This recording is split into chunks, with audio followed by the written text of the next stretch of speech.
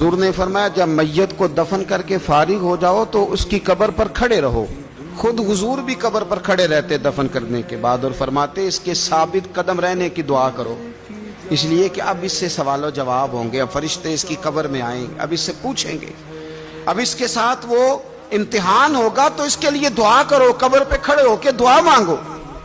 ایک حدیث میں فرمایا کہ اتنی دیر دعا مانگو، اتنی دیر دعا مانگو کہ جتنی دیر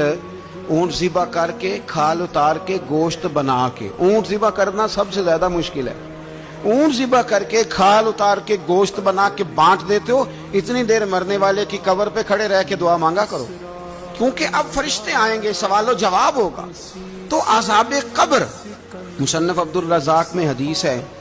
کہ ایک بندے کو صرف ایک کوڑا مارا گیا تھا قبر میں، ایک کوڑا، ایک درہ، تو اس کی ساری قبر میں آگ بھڑک اٹھی.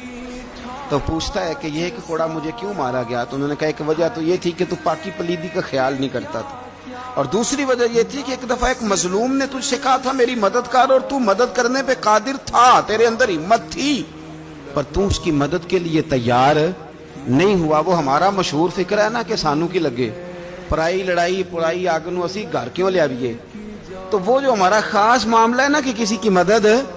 نہیں کرنی، وہ ہمیں خراب کرتی ہے، ہمارے حالات بگڑ جاتے ہیں. ہم مدد کرنے پہ قادر ہوتے ہیں پر کسی مظلوم کی مدد، ایک کوڑا لگا تو پوری قبر میں آگ